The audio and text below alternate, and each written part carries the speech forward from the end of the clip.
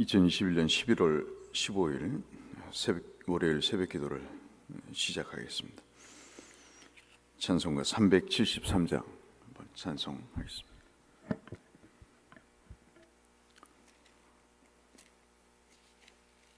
찬송가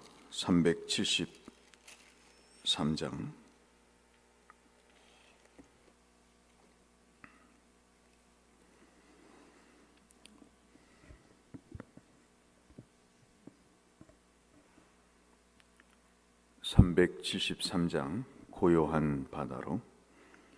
고요한 바다로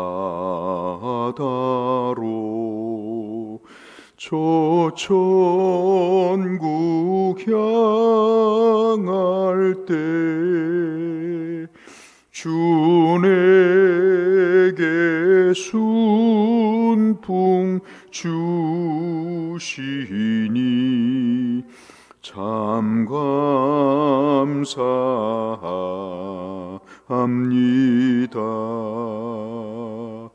큰 물결이 일어나 나 쉬지 못하나 이 풍랑으로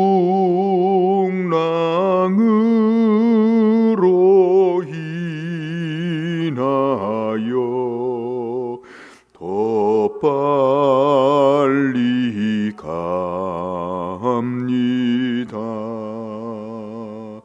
내 걱정 근심을 쉬옵게 마시고 내 주여 둔 영혼을 곧밝게 하소서. 이 세상 고락간 주 뜻을 본받고 내 몸이 의지 없을 때 큰 믿음 주소서.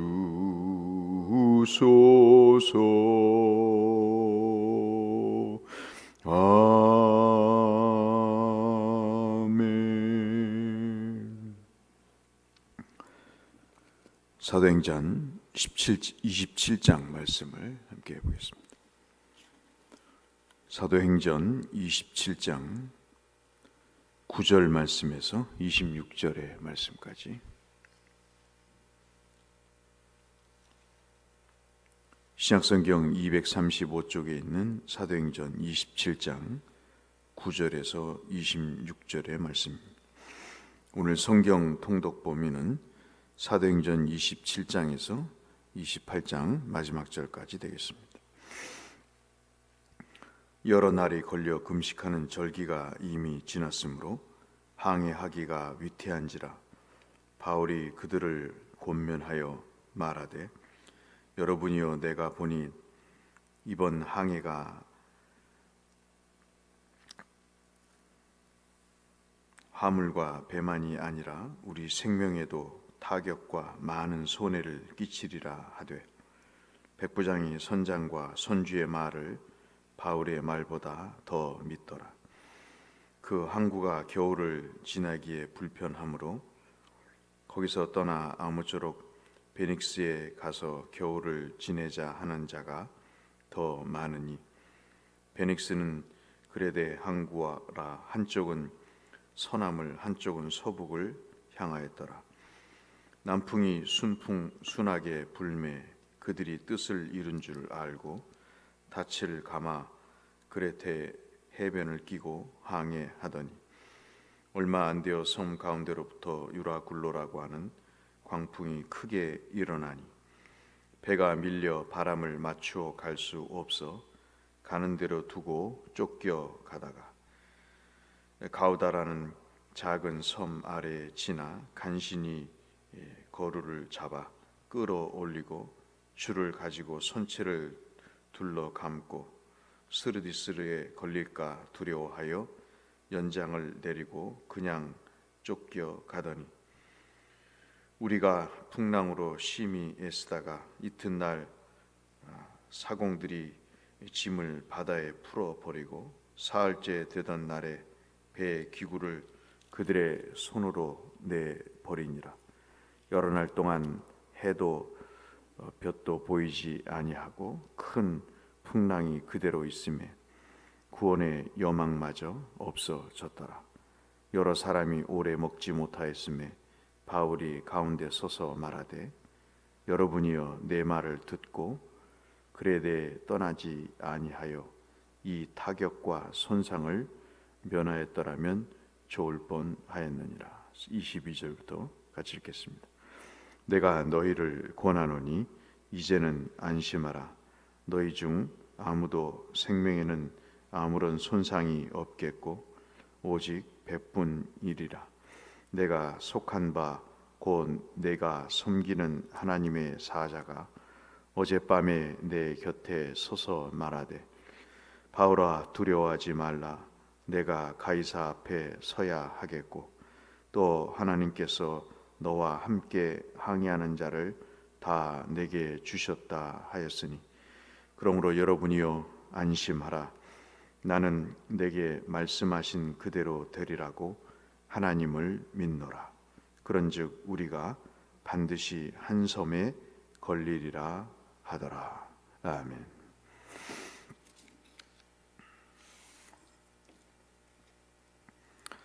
오늘 말씀 27장에 보시면 1절에 우리라라고 표기하고 있습니다. 우리는 잘 아시는 대로 바울과 이 지금 사도행전을 쓰고 있는 누가 두 사람이 되겠고요. 그리고 2절에 보시면 함께 항해길에 같이 가는 사람 마케도냐의 데살로니가 사람이라고 우리가 알 수 있는 아리스다고라는 사람 세 사람이 바울의 일행이 되고 백부장 율리오가 지금 현재 바울을 죄수로 잡아서 압송하는 그런 장면이 되겠습니다. 10월이기 때문에 시기적으로 보면 금식하는 그런 절기, 이제 겨울이 들어선 그런 상황이고요. 유대인들에게 있어서는 이제 속죄일이 있는 상황이라 시기적으로 가을에서 겨울로 이제 넘어가는 그런 상황입니다. 겨울이 다가오고 있기 때문에 이 백부장 율리오가 권합니다. 백부장 율리오에게 바울이 이제 이야기를 하죠. 10절 말씀에 보시면 자기가 전문가는 아니지만 보니까 이 겨울에는 기온차가 있어서 풍랑이 일게 되니 지금 항해하는 것이 적당하지 않겠다, 그렇게 이야기를 합니다. 그러자 백부장이 이 바울의 이 권고를 듣기보다는 선장하고 선주에게 이제 물어보죠. 아무래도 그 사람들이 전문가니까 선장과 선주의 말을 듣습니다. 그러자 11절 말씀에 보면 백부장이 선주와 선장의 말을 듣고 별 문제 없다고 이야기를 한 것 같습니다. 그래서 바울의 제안을 거절하고 항해를 하게 되죠. 우리가 신앙생활을 하면서 참 그런 경우를 많이 겪고 저도 겪었습니다마는 어떤 때는 교회 목사님의 말씀이 입시 전문가보다 취업 알선자보다 더 아주 명쾌하고 그리고 분명한 그런 말씀을 해주실 때가 있습니다. 그 사람들이 전문가이서가 아니고요. 그 하나님의 사람들은 하나님과 기도하는 사람이기 때문에 사람이 어떻게 주의 종들을 볼지 모르지만 그래도 적어도 하나님의 종들은 하나님과 기도하는 사람들입니다.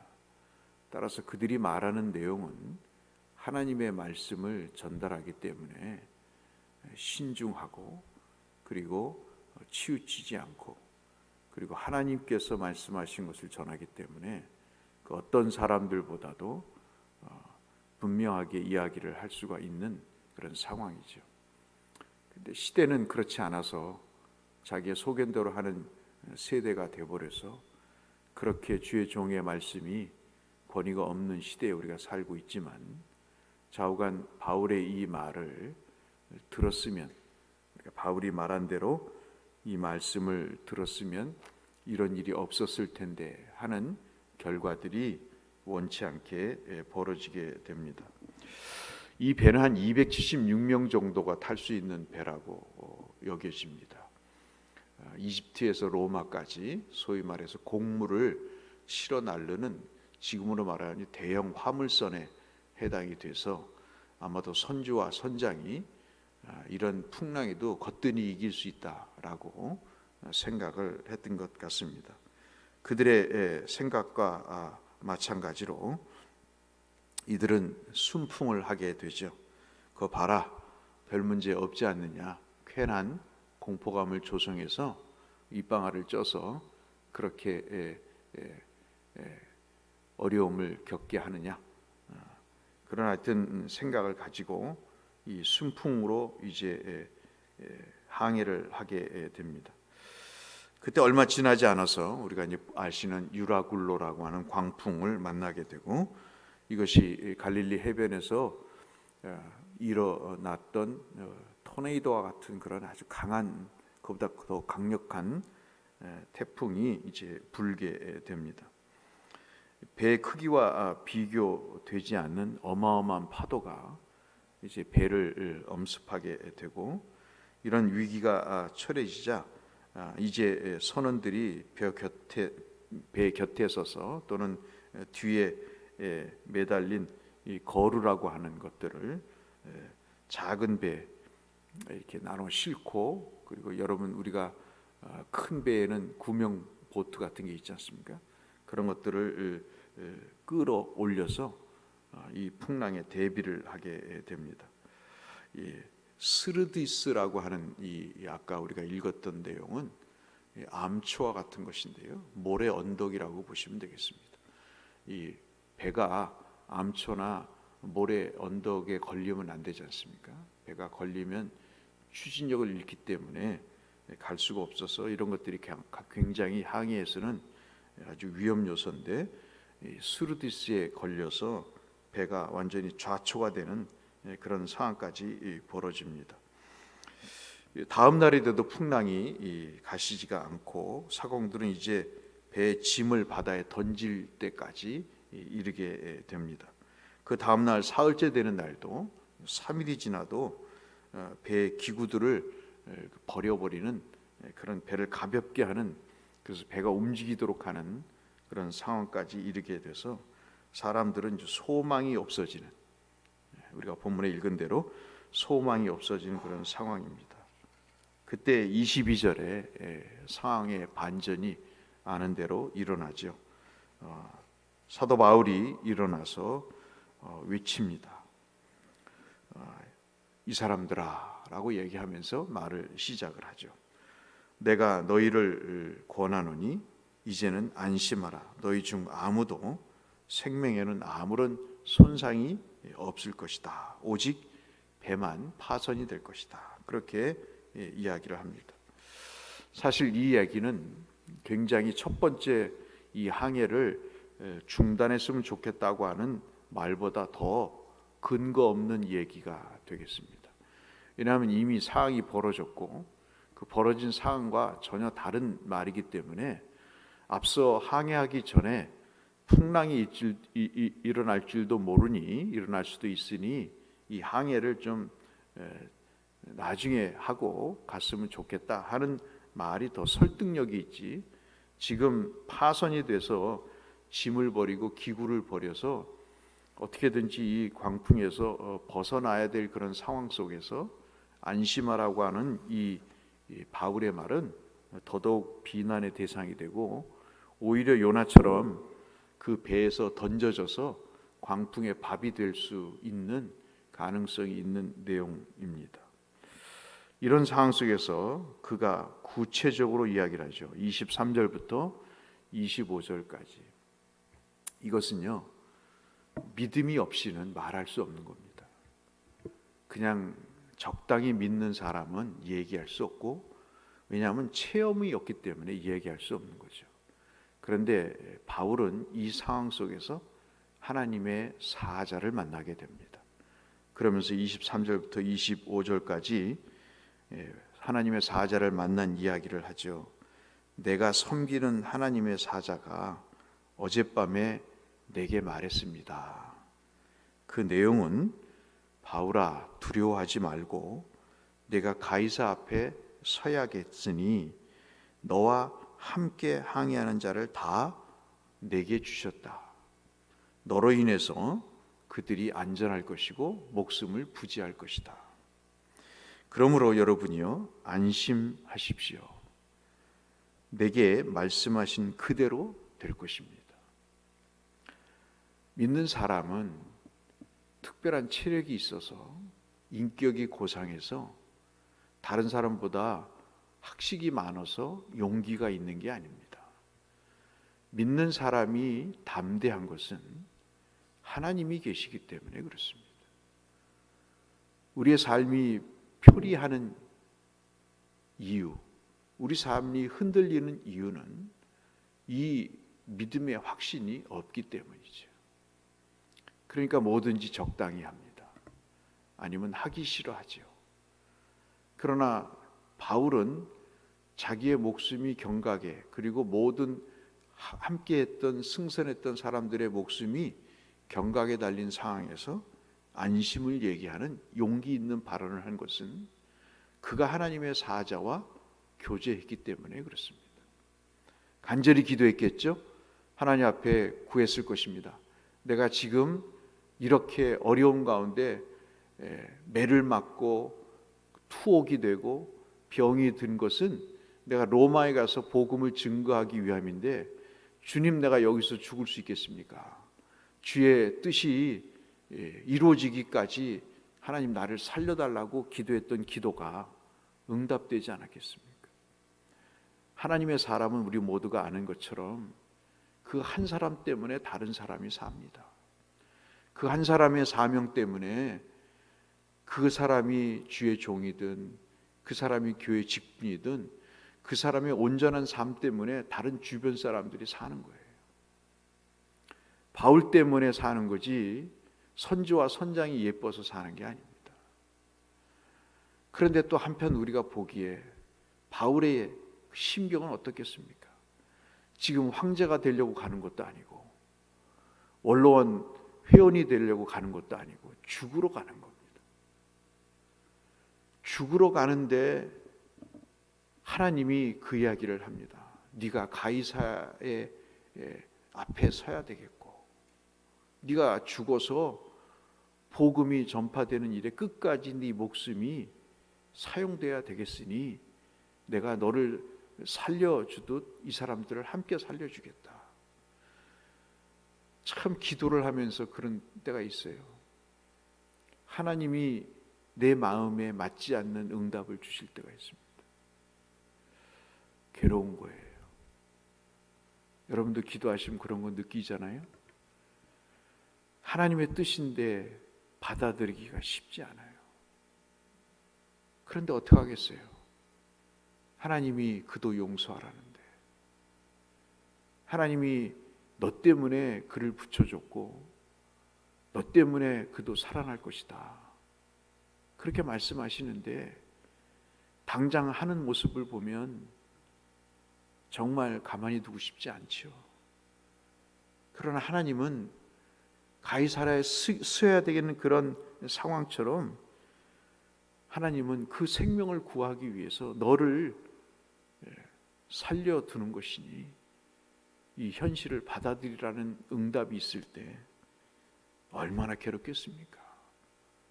그러니 말이 쉽게 우리가 읽지요. 그냥 안심하라, 두려워하지 말라 그러지만 그 바울의 속내는 얼마나 착잡하겠습니까? 이건 제 해석입니다. 그럼에도 불구하고 자기의 감정보다 주님의 사명이 더 중요하기 때문에 사람들에게, 그 죽음에 이른 사람에게 두려움과 안심을 주는 거죠. 풍랑은 그런 것 같습니다. 풍랑은 우리에게 위협을 가하기도 하지만 하나님을 만나는 계기가 되고, 또 나에게는 하나님을 만나는 계기가 되기도 하지만, 그러나 또 이 풍랑을 통해서 내가 만난 하나님이 전해지기도 하는 것이죠. 여러분, 속 썩는 일이 없는데 기도하겠어요? 속 썩는 일이 있으니까 기도하고, 고통스러운 일이 있으니까 하나님 앞에 부르짖죠. 등 따숩고 배부른데 누가 기도하겠습니까? 믿음이 있는데 왜 주의 일을 안 하겠어요? 믿음이 없으니까 안 하려고 그러는 거지. 오늘 우리가 이 말씀을 보면서 광풍을 해석하는 것은 참 쉽지 않습니다. 그러나 우리 속에 있는 이 어려움도 나를 하나님 만나시게 하시려는 계기, 나뿐만 아니라 또 내 주변에 있는 사람도 하나님을 만나게 하는 계기가 될 것이다 하는 교훈을 우리에게 주시니, 오늘도 이 소망을 갖고 바울의 말처럼 두려워하지도 말고 미워하지도 말고 의심하지도 말고 주님 앞에 기도하는 것을 계속해서 여러분에게 선물과 같은, 안심하고 두려워하지 않는 참 복된 소식이 우리 삶 가운데 가득하시기를 주의 이름으로 축복합니다. 거룩하신 아버지 하나님, 풍랑은 괴롭고 힘들고 위험스럽기 천만이지만 이 일을 통해 하나님을 만나게 되고, 내가 만난 하나님을 통해 믿지 않는 사람도 하나님을 만나는 역사가 이루어집니다. 꿈만 같은 일들이 현실로 다가오고, 괴로웠던 모든 삶의 현장들이 축복으로 바뀌는 은혜가 주어짐을 믿게 하여 주옵시고, 이 하나님과 교제를 지속해 나가 선물과도 같은 하나님의 복을 모두가 받는 우리가 되게 하여 주옵소서. 예수님 이름으로 기도드렸습니다. 하늘에 계신 우리 아버지, 아버지의 이름을 거룩하게 하시며 아버지의 나라가 오게 하시며 아버지의 뜻이 하늘에서와 같이 땅에서도 이루어지게 하소서. 오늘 우리에게 일용할 양식을 주시고, 우리가 우리에게 잘못한 사람을 용서하여 준 것 같이 우리 죄를 용서하여 주시고, 우리를 시험에 빠지지 않게 하시고 악에서 구하소서. 나라와 권능과 영광이 영원히 아버지의 것입니다. 아멘. 모두 강건하시고 평안하시길 바라며 환우들을 위해서, 어려운 성도들을 위해서 기도해 주시기를 바랍니다. 성유사님과 위자료교회 농어촌교회 목사님들을 위해서도 함께 기도해 주시고, 우리 교회가 믿음으로 더 회복될 수 있도록 간구해 주시기를 바랍니다. 기도함으로 주 앞에 나가겠습니다. 하나님 아버지, 감사합니다. 오늘도 주께서 우리를 사랑하사 불러주시고 하나님 기도의 제단을 쌓을 수 있도록 인도하시니 감사합니다. 아버지의 은혜가 오늘도 분명히 저희들의 심령 가운데 보였습니다. 풍랑이 일어난다 할지라도 주님은 우리 곁에 서셔서 우리를 보존하시고 주의 뜻을 이루어 가시기까지 우리를 보존하심을 확인할 수 있었습니다.